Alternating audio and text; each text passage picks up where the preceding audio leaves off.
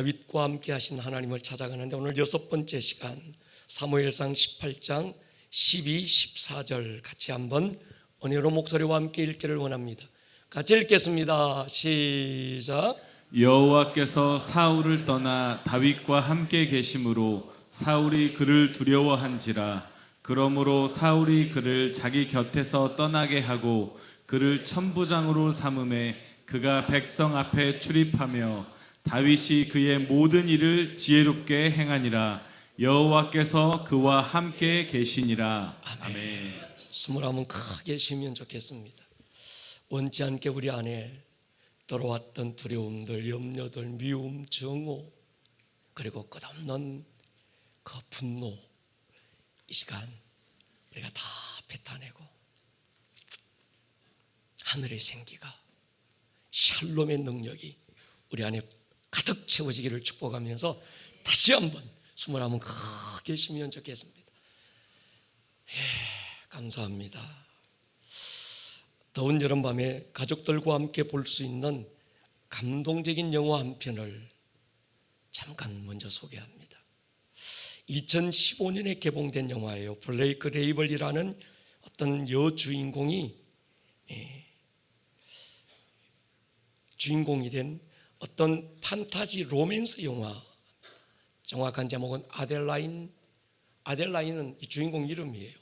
멈춰진 시간이라는 영화입니다. 시간 되시면 가족들과 함께 꼭 시청해 보시면 좋은 감동이 여러분들의 가정 안에 가득 채워질 것입니다. 줄거리를 한번 먼저 요약해 드리면 100년째 29살의 나이로 살고 있는 한 여자의 이야기입니다. 그녀의 나이가 109세가 됐지만 여전히 29살의 나이로 늙지 않는 거예요. 엄청 좋을 것 같지요? 부럽지요?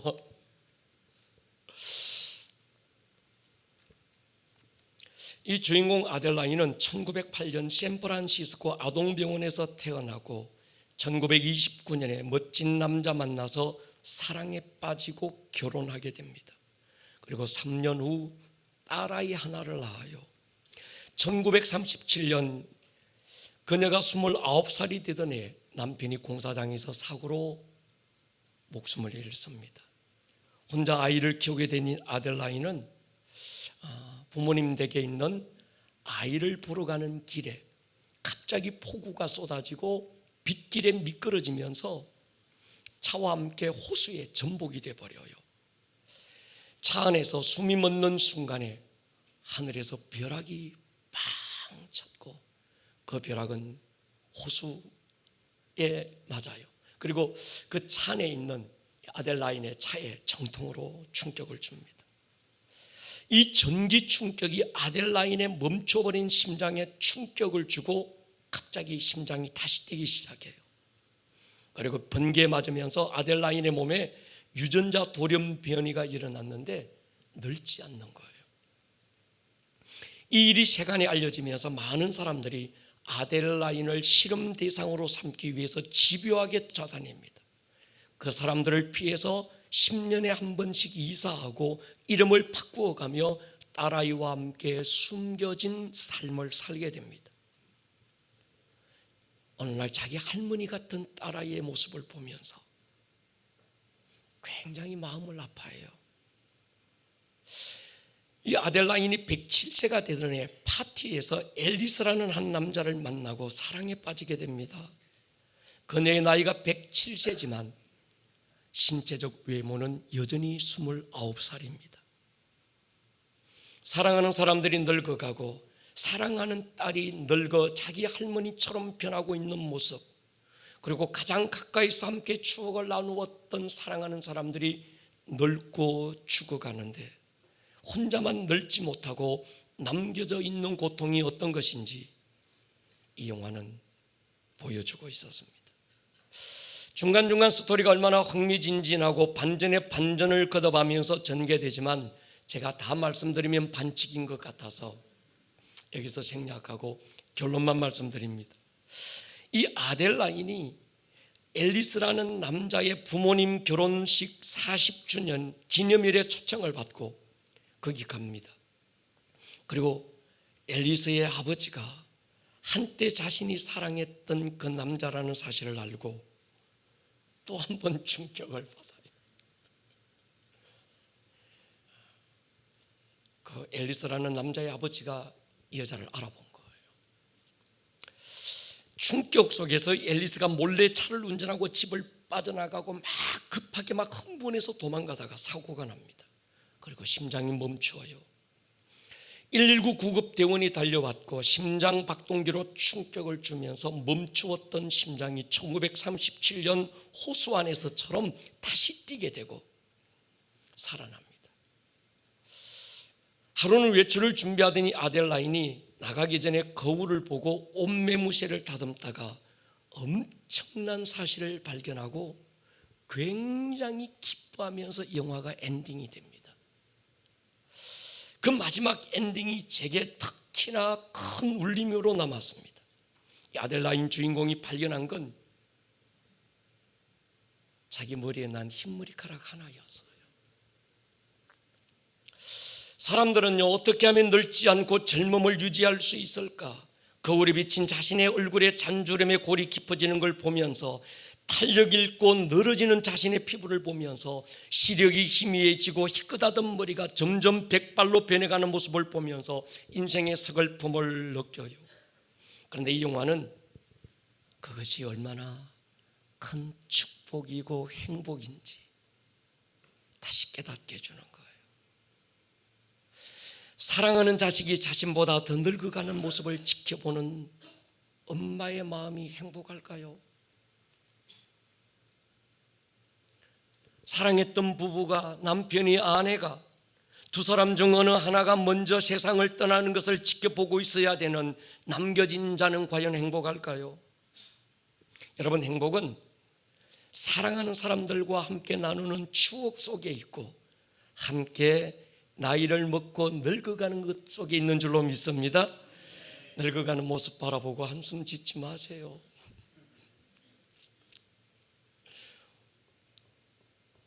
그것이 복입니다. 아멘입니까? 우리에게는 영원히 늙지도 쉬하지도 않는 속사람이 있습니다. 역사를 영어로 히스토리, 그 말은 히스 스토리에서 나왔는데 그분의 이야기지요. 한 나라의 역사나 세계사만 아니라 우리 개인의 역사도 나의 이야기가 아니라 그분과 함께 만들어가는 이야기가 될 때 한 사람의 인생도 가장 아름다운 스토리가 됩니다. 그 이야기가 나와 그분과의 이야기를 넘어서 우리와 그분과의 이야기가 된다면 아름다운 인생의 스토리가 되지 않을까요? 인생은 나와 너와의 이야기를 넘어 그분과 우리와의 이야기지요. 하나님이 처음 인간을 창조하실 때 다른 피조물과는 다른 표현을 쓰십니다. 우리가 우리의 모양, 형상을 따라 우리의 모양대로 우리가 사람을 만들자. 하나님은 우리라고 하는 하나님 자신의 존재를 복수로 표현했습니다. 이유가 있습니다. 하나님께서 지금 이제 만들 인간은 우리가 될 때 인간다워질 수 있고 행복한 존재가 될 수 있도록 창조하신 거예요. 우리가 되지 못하고 아담 혼자 독처하는 것이 하나님 보시기에 좋지 않았습니다. 인간은 너와 내가 우리가 되어 하나님의 우리 안에 살도록 설계되고 디자인되었습니다. 하나님은 끝없이 우리가 되게 하시는데 사탄은 끝없이 나와 너로 고립시키는 거예요. 바울은 에베소서 1장에서 이것을 창세전에 그리스도 안에서 우리를 예정하신 하나님의 기쁘신 뜻이라고 그랬습니다. 에베소 1장 보세요. 창세전에 그리스도 안에서 우리를 택하사, 여기서 우리라는 거예요. 나도 아니고 너도 아니고 우리를 택했다. 우리로 사랑 안에서 그 앞에 거룩하고 흠이 없게 하시려고 그 기쁘신 뜻대로 우리를 예정하사 예수 그리스도로 말미암아 자기의 아들들이 되게 하셨으니 이는 그가 사랑하시는 자 안에서 우리에게 거저 주시는 바 그의 은혜의 영광을 찬송하게 하려는 것이라. 강조하는 두 단어, 그리스도 안에서, 사랑 안에서, 또 한 가지는 우리지요. 요한복음 17장 예수님이 십자가에서 달려 돌아가시기 직전 마지막으로 드렸던 대제사장적 기도에서 똑같은 표현을 합니다. 하나님, 내가 이제 이 땅에 와서 하나님이 나를 이 땅에 보내신 하나님의 뜻을 내가 다 이루고 아버지께로 돌아갈 터인데, 돌아가기 전 나의 마지막 기도가 있습니다. 저들을 하나가 되게 해주십시오. 개인이 아니라 우리가 되어서 하나님의 우리 안에 있게 해주십시오. 그리고 그 영광을 함께 누리게 해주십시오. 여러분, 마이크의 성공은 색상이나 디자인에 의해서 결정되지 않는 것처럼 인생의 성공은 가진 소유나 실력에 의해서 결정되지 않습니다. 창조의 목적이 성공을 결정한다면 인생의 성공은 그리스도 안에서 우리가 진정한 우리가 될 때 성공이 결정됩니다. 여러분의 매일매일이 하나님과 우리가 함께 나누는 아름다운 이야기들로 가득 차기를 축복합니다. 함께 늙어갈 친구가 있다면 늙어가는 것조차 아름답지 않을까요? 함께 울고 웃을 우리 교회 공동체가 있다면 눈물 짓는 것마저 아름다움이 되지 않을까요? 늙지 않으려고 애쓰지 마시고 소중한 가족들과 아름다운 추억을 만들 수 있기를 축복합니다. 교회 공동체 안에서 때로 내 마음에 안 들고 네게 맞지 않지만 그럼에도 불구하고 맞지 않는 걸 서로 끌어안고 품고 하나가 되어져 가서 함께 만들 아름다운 추억이 있다면 이것보다 더 큰 성공이 또 어디 있을까요? 적장 골리앗을 무너뜨리고 졸지의 일약 스타가 된 다윗은 사울의 부름을 받고 왕궁으로 입성합니다. 사울의 장군이 된 거예요. 자신의 위치가 갑자기 달라졌습니다. 시골에서 양떼를 지키던 평범한 목동에서 한 나라 왕을 호위하는 장수가 되어서 하나님이 그를 갑자기 들어 옮기신 거예요. 5절에 보면요, 다윗은 사울이 보내는 곳마다 가서 지혜롭게 행하며 사울이 그를 군대의 장으로 삼았다. 온 백성이 합당히 여겼고 사울의 신하들도 합당히 여겼다. 유대 광야에서 아버지의 양떼를 지키던 목동으로 있을 때 곰이나 늑대가 양새끼를 물고 갈 때면 목숨 걸고 가서 곰의 아가지를 찢고 양새끼를 구했던 다윗은 이제 한 나라 왕을 호위하고 지키는 장수가 돼서 그 일에 최선을 다합니다. 여러분, 많은 일들이 있는데 본질적인 건 두 가지 일인 것 같아요. 하나는 해야 될 일과 하고 싶은 일입니다. 해야 될 일과 하고 싶은 일이 같으면 얼마나 좋을까요? 근데 우리 딜레마는 이게 같지 않다는 데 있는 거예요. 그렇다면 해야 될 일을 먼저 할까요? 하고 싶은 일을 먼저 해야 될까요? 너무 똑똑합니다. 해야 할 일을 먼저 하면 나중에 내가 하고 싶은 일을 하면서 인생을 보낼 수 있습니다. 반대로 오늘 하고 싶은 일을 먼저 하고 나면 남은 인생 해야 될 일을 하며 고달프게 살 수 있습니다. 학생들에게 공부는 하고 싶어하는 일이 아니고 해야 될 일이지요. 여러분, 젊었을 때 직장에서 사업에서 부지런히 일하는 건 하고 싶어하는 일이 아닐 수 있습니다. 해야 될 일인 거지요. 해야 할 일 먼저 하면 나중에 하고 싶어하는 일 하며 살 수 있습니다. 오늘 우리가 미룰 수 없는 일 한 가지가 있습니다. 해야 될 일인 거죠. 지혜는 뭔가 하면 오늘 해야 될 일이 무엇인지 아는 겁니다. 믿음이 뭡니까? 해야 될 일을 하는 거예요. 아멘입니까? 다윗의 강점이 이거였습니다. 그는 그때 자신이 처한 상황에서 자기가 오늘 해야 될 일이 무엇인지를 정확하게 알고 있었고 그 일에 최선을 다해요. 내가 사무엘에게 왕으로 기름 부었어야 내가 왕이 될 사람이야, 그런 나에게 뭐 이딴 일을 하게 그러지 않았습니다. 그 일이 어떤 일이라도 주어진 그날 그 일에 최선을 다하는 거예요. 여러분, 오늘 해야 될 일에 최선을 다할 수 있기를 축복합니다. 살고 보니 이유 없이 주어진 일은 없더라고요. 돌아보면 그때 그 일, 그 시간에 꼭 필요한 일이기 때문에 하나님이 허락하셨다는 걸 알게 됩니다. 성경은 이렇게 표현해요. 다윗이 가는 곳마다 지혜롭게 행했다. 오늘 이 지혜가 여러분에게 있기를 축복하고, 특별히 우리 청년들 다음 세대에게 이 지혜가 임하기를 축복합니다. 세상 유혹하는 임기응변 꼼수 배우려고 하지 말고 하늘로부터 주어진 지혜가 오늘 여러분에게 임하기를 축복합니다. 예수님도 제자들 파송하시며 그렇게 말씀했어요. 내가 너희를 보내는데 뱀같이 지혜롭고 비둘기같이 순결해라. 최고의 지혜 하나님께 있지요. 아멘입니까?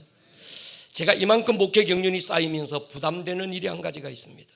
저와 함께 사역을 감당하는 제 사랑하는 부교육자들이 제가 하는 모습을 보고 목회를 배우게 될 텐데, 이들이 목회의 방법론이나 인간적인 꼼수를 배우게 될까 봐 두려울 때가 참 많습니다. 특히 제 아들이 아빠를 통해 목회를 배우면서 이런 어려운 상황에서 목사님은, 우리 아빠는 인간적인 꼼수로 우회하지 않고 하나님의 뜻이라면 엎드려서 정면 돌파하더라. 본질을 붙들고 씨름하더라. 인간적인 수단이 아니라 우직하게 하나님 앞에 엎드리더라. 목회의 본질을 가르쳐 주고 싶은 거예요. 여러분, 지혜는 수단이나 방법에 있지 않고 본질에 있는 줄로 믿습니다. 오늘 여인들의 노래소리가 장안에 요란하게 퍼지고 있어요. 6절에 보면 무리가 돌아올 때 다윗이 블레셋 사람을 죽이고 돌아올 때 여인들이 이스라엘 모든 성읍에서 나와서 노래하고 춤추며 소고와 경쇠를 가지고 왕 사울을 환영하는데, 여인들이 뛰놀며 노래하여 이르되 사울이 죽인 자는 천천히요 다윗은 만만이로다. 성전하고 돌아오는 다윗을 맞으며 환영하고 있습니다. 나쁜 일 아니지요.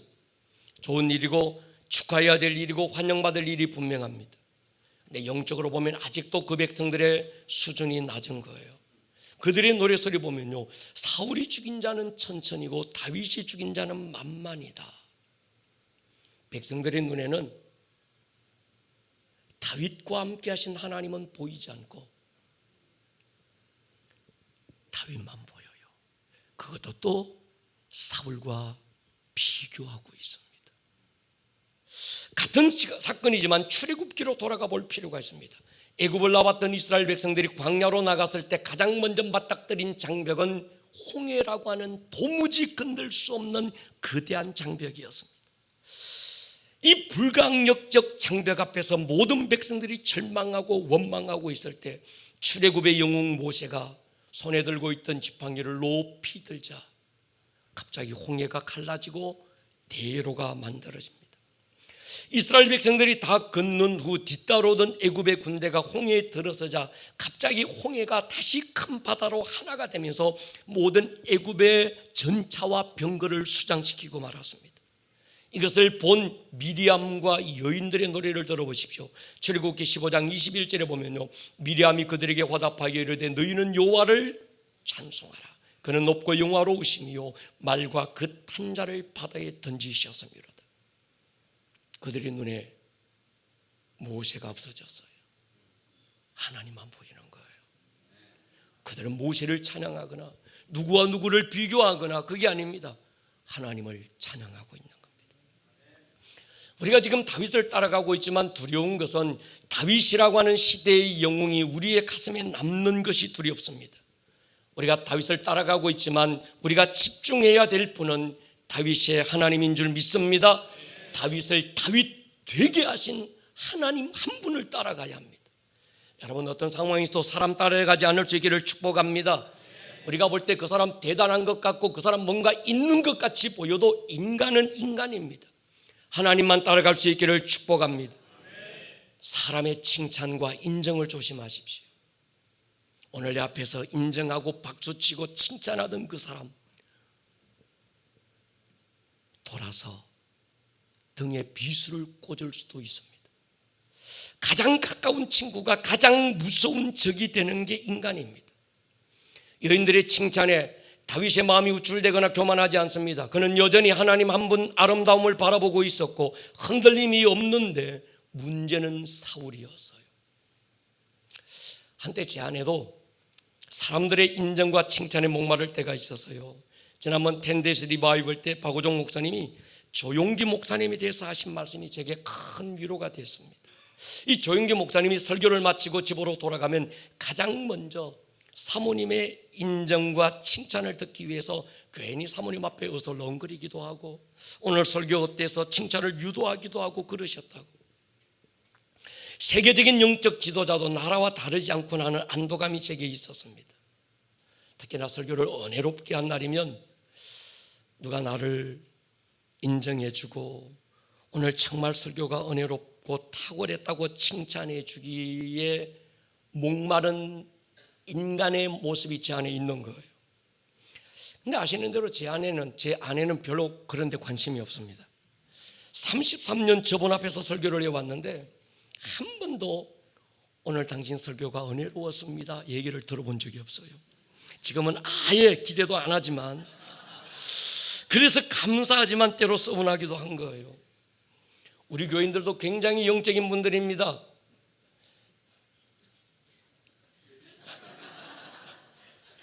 아니면 이 목사가 설교를 전혀 은혜롭게 못했다거나 우리 성도님들이 굉장히 영적이었거나 두 개 중에 하나인 것 같아요.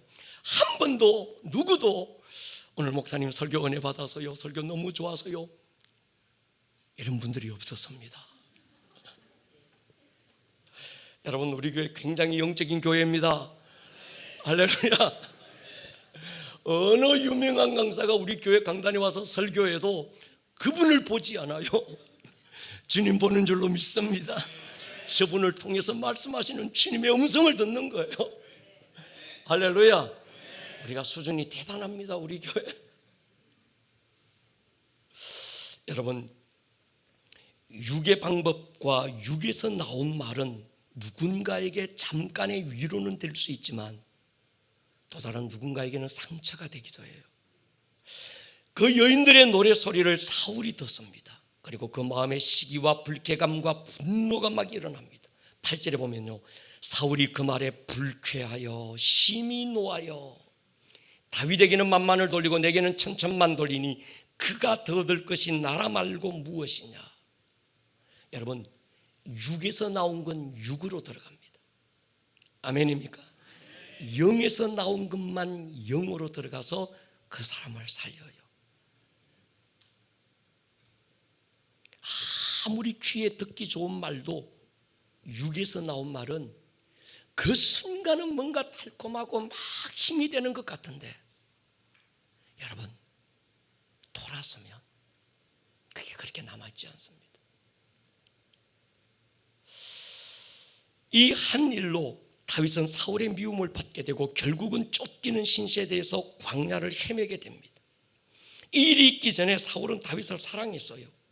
그도 다윗의 성전을 축하해 주기 위해서 그리로 달려나왔습니다.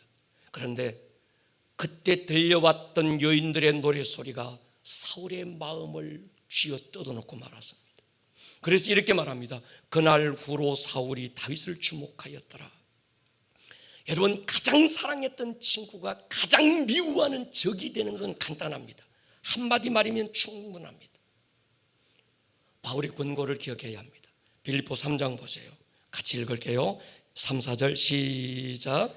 하나님의 성령으로 봉사하며 그리스도 예수로 자랑하고 육체를 신뢰하지 아니하는 우리가 곧 할례파라.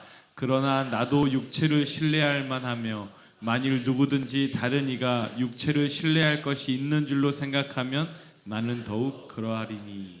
사람들이 박수 쳐주고 인정해주고 그 힘으로 봉사하려고 하지 마세요. 성령으로 봉사하시기를 축복합니다. 뭐 다른 걸로 자랑할 거 없습니다. 예수로 자랑하기를 축복합니다. 그래서 바울은 내 자랑은 한 가지밖에 없다. 예수의 십자가만 자기의 자랑이라는 거예요. 육체를 신뢰할 만하고 자랑할 만하면 나보다 많은 주권과 환경을 가진 자가 누구냐는 거예요. 그렇지만 바울은 그 모든 것들을 배설물처럼 여깁니다. 8절에 보면요, 또한 모든 걸 해로 여기면 내 주 그리스도 예수를 아는 지식이 가장 고상하기 때문이라. 내가 그를 위하여 모든 걸 잃어버리고 배설물로 여기면 그리스도를 얻고 그 안에서 발견되려 함이니. 그러니까 바울이 자기가 자랑하고 싶고 내세우고 싶은 인간적인 모든 조건들은 배설물처럼 다 여겨버렸던, 정말 아무 쓸모없는 것처럼 여길 수 있었던 건 한 가지, 예수 그리스도 안에서 발견되고 싶고 예수 그리스도를 아는 지식이 너무 고상하기 때문에 그는 자기가 가지고 있는 스펙이나 이런 것들을 자랑하는 게 아니라 자기 안에 있는 예수를 자랑하고 싶은 거예요. 이 은혜가 있기를 주의 이름으로 축원합니다. 여러분, 마귀의 역사는요, 우리가 문을 열어주었을 때 들어옵니다. 마귀가 일방적으로 들어오지 않습니다. 원수가 역사하고 있다는 건 내가 그에게 문을 열어주었다는 거예요. 사울의 시기와 분노라는 이 감정을 따라서 악한 영들이 사울 안에 들어와서 역사하기 시작합니다. 8절에 보면요, 그 이튿날 하나님께서 부리시는 악령이 사울에게 힘있게 내리며 그가 집안에서 정신없이 떠들어대므로 다윗이 평일과 같이 손으로 수금을 타는데 사울의 손에 창이 있는지라. 그가 스스로 이르기를 내가 다윗을 벽에 박으리라 하고 사울이 창을 던졌으나 다윗이 그 앞에서 2번 피하였더라. 시작 보십시오. 이튿날 친구가 적으로 돌아서는 일은 말 한마디로 충분하지만 시간적으로도 하루면 충분합니다. 다른 날과 다르지 않게 다윗은 사울 앞에서 수금을 타고 있는데 사울이 다윗을 죽이려고 창을 던져요. 한 번 피하니까 또 한 번 또 던집니다. 여러분, 우리 안에 때로 두려울 때 있어요. 불안할 때 있고, 이게 내 마음이 아닌데 왜 자꾸 내 안에 이런 두려움이 오고 이런 우울함이 오고 내 안에 왜 이런 근심이 찾아오고 인생의 삶맛을 잃게 만들까? 이것이 단순한 심리적인 문제인지 아니면 원수가 함께 역사하고 있는 영적 문제인지 분별하는 건 간단합니다. 원수가 역사하면 이게 정복돼요. 저전에게는 조그마한, 조금 미울 수도 있어. 네, 자정쯤 지나면 이게 막 분노가 일어나고요. 새벽녘 되면 이게 나를 함몰시켜요. 두려움이, 분노가, 미움이, 정오가 나를 막 뒤덮고 있는. 그때 우리는 발견하시죠. 아, 이게 원수가 역사했구나. 아멘입니까? 적시로 예수 이름으로 쫓아버리기를 주의 이름으로 축원합니다. 이게 열매가 되기 시작하는 거예요. 이사야 61장에서 하나님은 분명하게 가르칩니다. 마음이 상한 자는 묶이게 되고 묶인 자는 갇히게 된다. 여러분, 사울의 마음의 상함과 깨어짐이 어느 순간에 악령이 그를 결박해버리고 그 결박이 이젠 원수가 만들어 놓은 감옥 안에 가두어버린 거예요. 삼상 18장 12절에 보면요, 여호와께서 사울을 떠나 다윗과 함께 계심으로 사울이 그를 두려워한지라. 아마도 사울은 얼마 전에 사무엘이 자기에게 했던 말이 남아 있었을 겁니다. 뭐라고 사울에게 얘기하는가 하면 왕이 여호와의 말씀을 버렸으므로 여호와께서도 왕을 버려 왕이 되지 못하게 하실 것입니다. 다윗이 왕으로 기름 부음 받았다는 사실을 사울은 사실 그때는 몰랐습니다. 다만 골리앗 때려 눕히고 백성들의 마음을 얻은 다윗이 어쩌면 자기를 대신하여 왕으로 세울 자가 아닐까 막연한 두려움이었을 거예요. 근데 사울은 바보가 아닙니다. 다윗이 골리앗을 때려 눕히는 걸 현장에 직접 두 눈으로 목격한 사람이고 자기가 볼 때 갑옷도 입지 않았고 아무런 무기도 들지 않았고 짱돌 멸게 들고 나가서 골리앗을 상대해서 그 엄청난 거인을 때려 눕히는 건 사람이 할 수 있는 일이 아니라는 걸 사울이 왜 몰랐을까요? 아, 하나님이 다윗을 통해서 지금 싸우고 계시는구나. 여러분, 다윗에게 일어났던 용기는 하나님으로부터 왔고 다윗이 선포했던 것처럼 전쟁은 여호와께 속한 것임을 몰랐을 바보가 사울이 아니었습니다. 사울은 다윗과 함께 하시는 하나님의 손을 분명히 보았습니다. 하나님이 다윗을 신원해 주고 계셨고 승리를 안겨주고 계신다는 게 명백하게 보였던 거예요. 또 하나 철없는 백성들만이 아니라 사울의 신하들까지 다윗을 합당하게 여기고 있다는 걸 사울은 알고 어쩌면 더 마음이 불안했을 것입니다. 그런데 가장 치명적인 건 사울의 마음을 더 두렵게 했던 근본적인 원인이 있어요.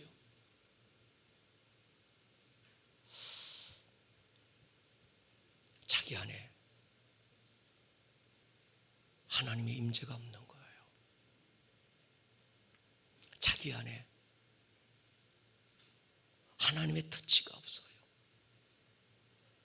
기도하는데도, 예배 자리에 앉았는데도, 찬양하는데도 그 전에 있었던 주님과의 아름다운 친밀함이 그 안에 없어지기 시작하는 겁니다. 다윗과 함께 하시는 하나님만이 아니라 자기를 떠나버린 하나님, 자기에게는 더 이상 감동도 하지 않는 하나님, 아마 그것이 사울을 더 불안하게 했을 겁니다. 적어도 엘리라는 제사장은 자신이 듣지 못하는 하나님의 음성을 어린 사무엘이 듣고 있을 때 그를 시기하거나 미워하지 않았습니다. 이것이 원수에게 붙들린 자와 그렇지 않은 자의 차이예요. 내가 듣지 못하는 하나님의 음성을 누군가가 듣고 있다면 여러분 그를 축복하시기를 축복합니다. 나보다 더 크게 붙들고 역사하는 하나님의 손이 다른 사람에게 보일 때 진심으로 축하해주고 축복해 줄 수 있는 사람, 하나님 그 사람을 같이 쓰시는 거예요. 저는 예수님의 이 말씀을 잊지 않습니다. 같이 한번 읽겠습니다. 요한복음 14장 21절이죠. 시작. 나의 계명을 지키는 자라야 나를 사랑하는 자니 나를 사랑하는 자는 내 아버지께 사랑을 받을 것이요 나도 그를 사랑하여 그에게 나를 나타내리라. 아멘. 목사의 두려움은 내게서 하나님이 안 나타날 때, 내게서 하나님이 안 나타나고 그분이 보이지 않으면 주님이 나를 사랑하지 않는 증거고, 주님이 나를 사랑하지 않는다는 건 내가 주님에 대한 사랑이 식어졌다는 거죠. 성도의 가장 큰 두려움이 뭘까요? 주님을 향한 여러분들의 사랑이 식어져 가는 거예요. 아멘 하십시다. 어제보다 오늘 더 주님을 사랑하는 성도들에게를 축복합니다. 오늘보다 내일은 더 주님 사랑이 커져가고 정복되기를 축복합니다. 우리가 상대하고 싸울 건 상황이 아닙니다. 주님을 사랑하는 마음과 우리가 싸우셔야 합니다. 아멘입니까? 주님을 향한 그 마음 말이죠. 사울의 반응을 눈여겨볼 필요가 있습니다. 18장 13절에 보면요, 그러므로 사울이 그를 자기 곁에서 떠나게 하고 그를 천부장으로 삼음에 그가 백성 앞에 출입하며.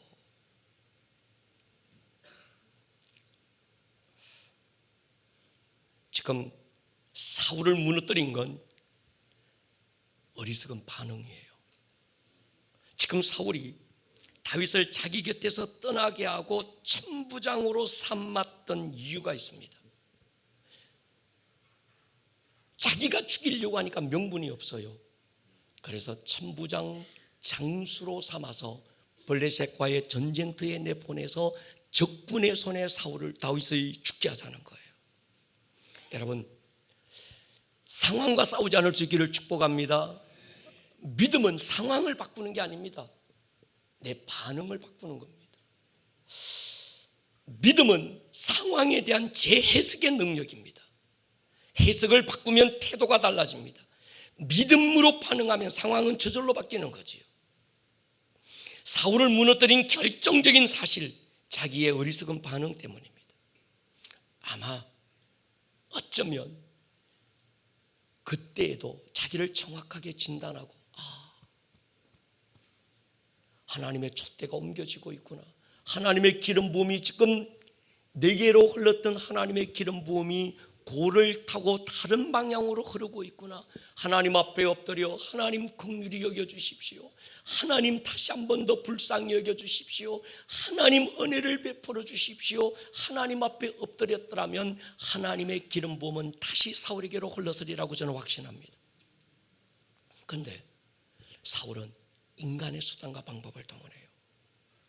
다윗과 한번 비교해 보면요, 다윗의 반응은 달랐습니다. 똑같이 하나님께 범죄해요. 시편 51편의 다윗의 고백을 보십시오.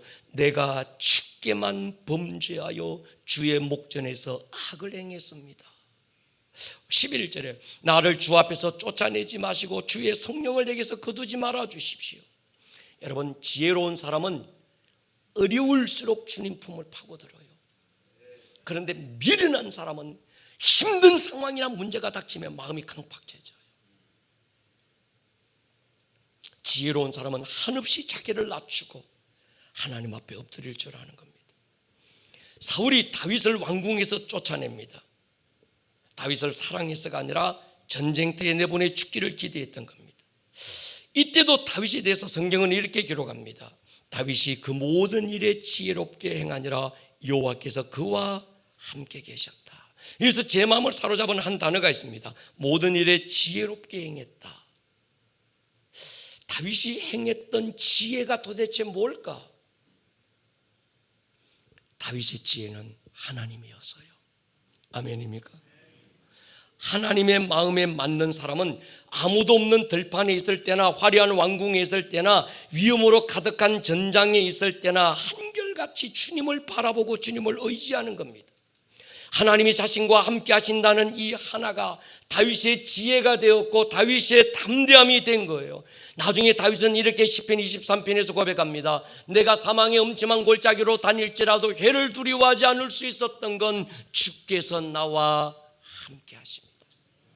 원수의 목전에서 내게 잔치상을 베풀어 주신 그 하나님 한 분 때문에 내 잔이 넘치고 있습니다. 이 고백이 여러분의 고백이 되기를 주의 이름으로 축원합니다. 사울은 자기가 다윗을 죽이지 않고 블레셋 사람의 손에 죽게 하려고 전쟁터에 내보내지만 나중에 그 블레셋의 손에 사울과 그 아들 요나단이 죽임을 당할지 누군가 알았겠습니까? 에스더 시대 하만은 자기가 모든 유대인들을 죽이고 모르드게를 매달기 위해서 장대를 만들었는데 자기가 만든 장대에 자신이 달릴 줄 누가 알았겠어요? 원수 갚는 것이 하나님께 있음을 믿습니다. 여러분 스스로 원수를 갚으려고 하지 마시고 하나님의 진노하심에 맡길 수 있기를 주의 이름으로 축원합니다. 악한 자의 꾀는 갈수록 진화합니다. 사울은 이제 자기의 딸 미갈을 다윗에게 주겠다는 미끼로 다윗을 죽일 또 한 번의 꾀를 만들어요. 다윗에게 자신의 딸을 주는 것에 대한 어떤 조건을 내겁니다. 블레셋 사람 100명을 죽이고 그들이 할례받지 않는 자들이라는 증거로 남자의 음경의 표피를 배우게 해요. 블레셋에게는 이 일은 엄청난 수치와 모욕이었습니다. 블레셋 사람들의 마음을 자극해서 다윗에게 복수심을 심어주고 그들이 다윗을 죽일 명분을 지금 만들어주기 위해서 다윗을 전쟁터로 내보내는 거예요. 다윗이 사울의 약한 꾀를 왜 몰랐겠습니까? 그런데도 이 다윗은 조금도 두려움이 없습니다. 가서 블레셋 사람 200명의 표표를 베가지고 와요. 담대함은 하나님이 함께 하는 그 사람에게 오는 줄로 믿습니다. 최고의 가치가 하나님인 줄 믿습니다. 내가 하나님께 최고의 가치를 둘 때 하나님도 나를 최고의 가치로 인정하시는 거예요. 성도의 최고의 가치는 이 세상에 있지 않습니다. 하나님과의 관계에 있는 줄 믿습니다. 하나님을 예배하는 것이 최고의 가치가 된 사람, 예배를 팔아서 사야 될 다른 가치가 아무것도 없는 사람, 저와 여러분들이 되기를 주의 이름으로 축원합니다. 사울은 다윗을 더욱 두려워해요. 하나님이 다윗과 함께 하시는 것을 그의 두 눈으로 똑똑히 본 겁니다.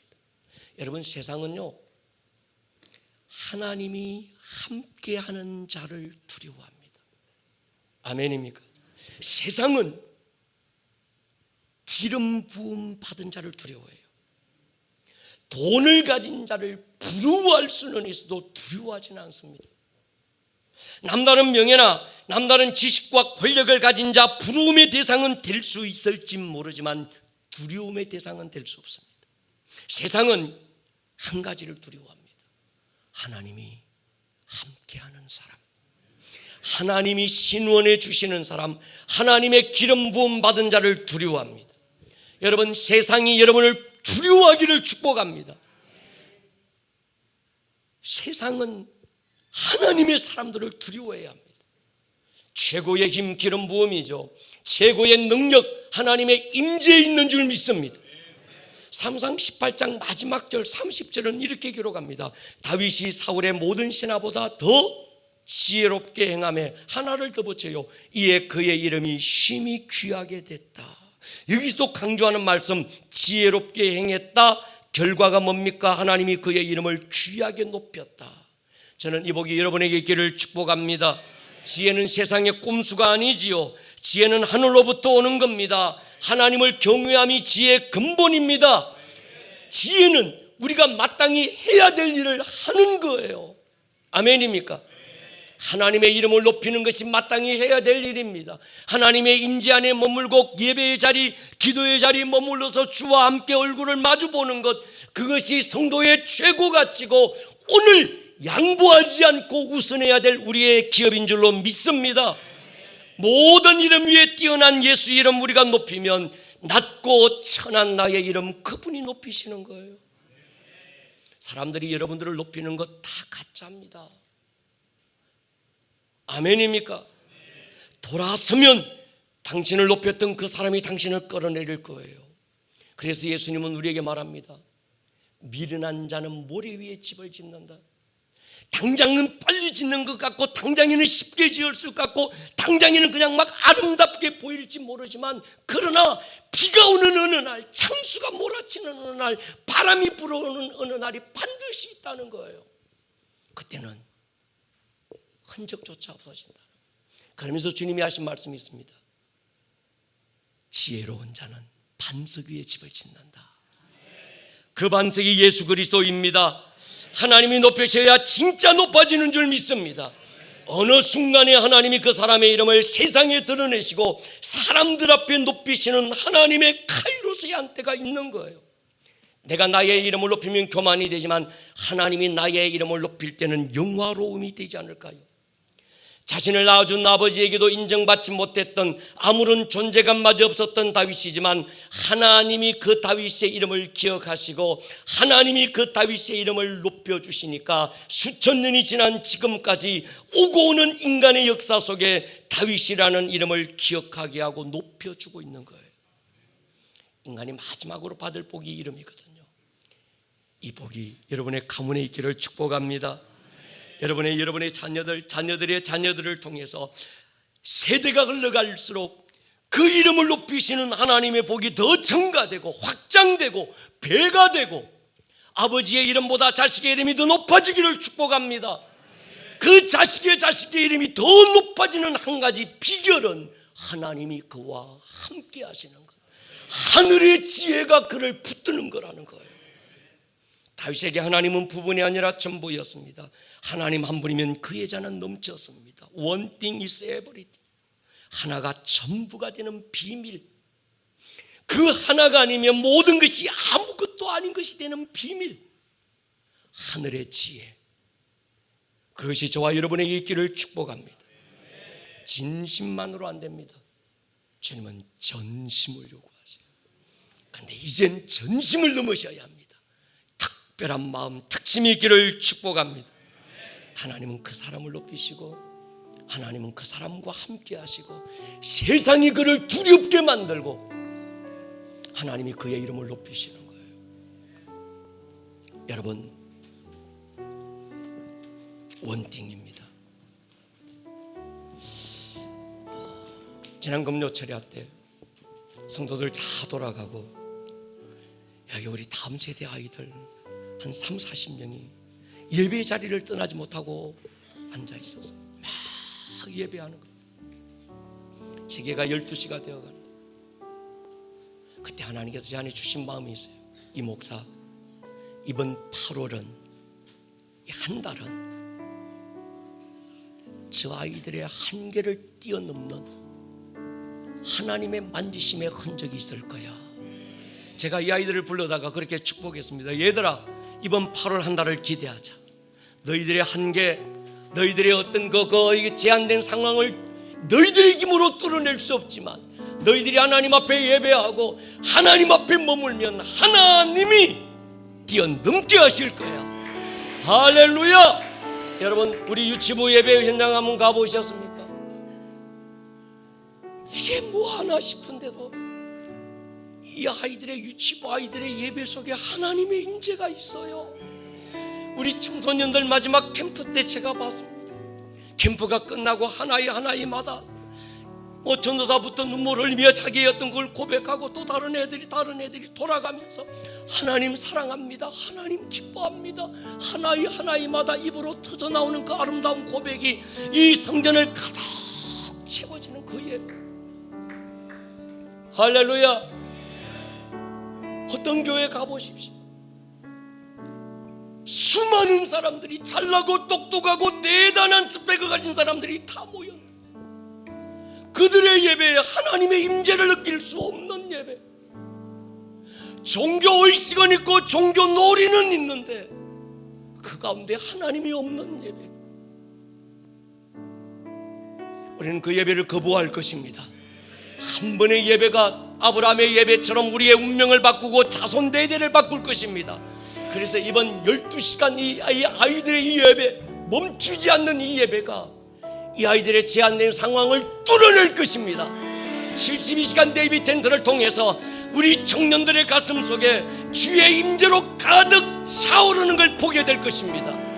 할렐루야! 머리를 한번 숙여보겠습니다. One thing is everything. 하나가 전부가 되는 비밀, 그것이 다윗이 가지고 있던 지혜였습니다.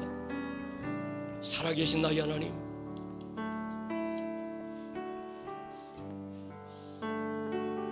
오늘 내가 해야 될 일 예배하는 일이고 이 한 번의 예배에 성공하는 일입니다.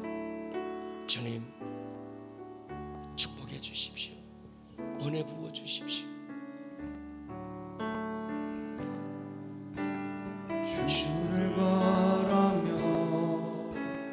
구원 모든 건 끊을 수 없는 마음도 주님 듣고 계시네. 뜻하신 대로 인도하소서. 언제나 주님 따르며 그 곁에 거하리라. 주의 인자는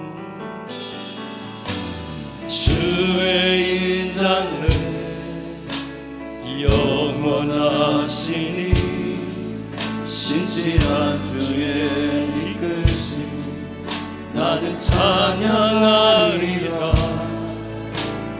모든 시간을 주께 드리네.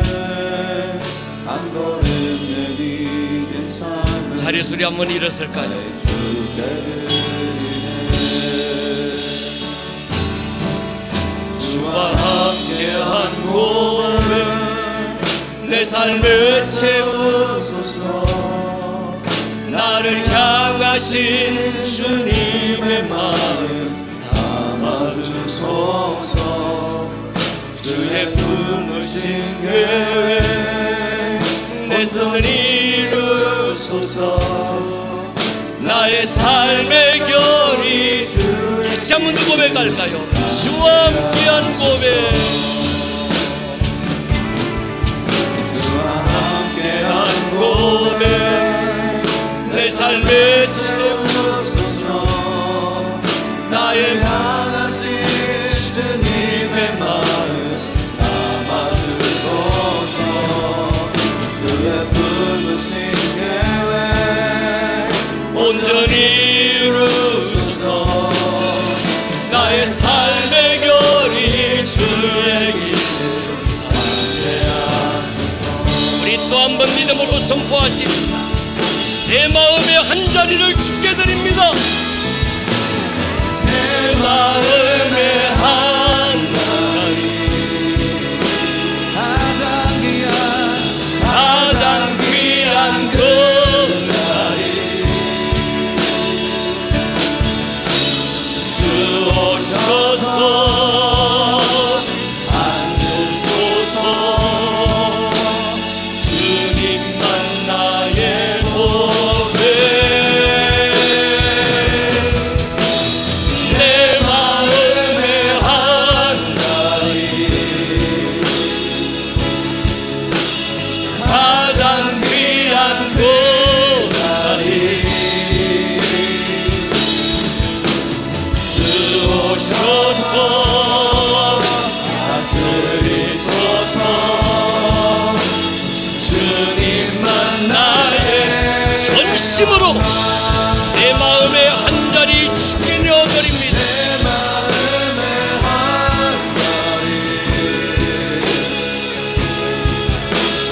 가장 귀한 그 자리,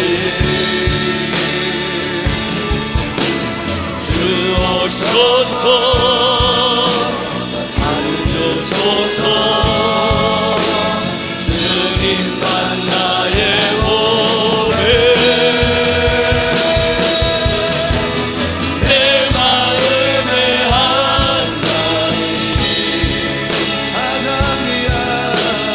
가장 귀한 자리 주를 위하여 준비된 이 자리 주의 보좌에 앉아 주십시오. 우리 이 시간 한번 기도할 것입니다. 하나님 아버지, 이 시간 내 마음의 보좌에 주가 앉으십시오. 아멘. 주님 한 분만을 위하여 준비된 이 공간 안에 주가 주인 되어 주십시오. 아멘.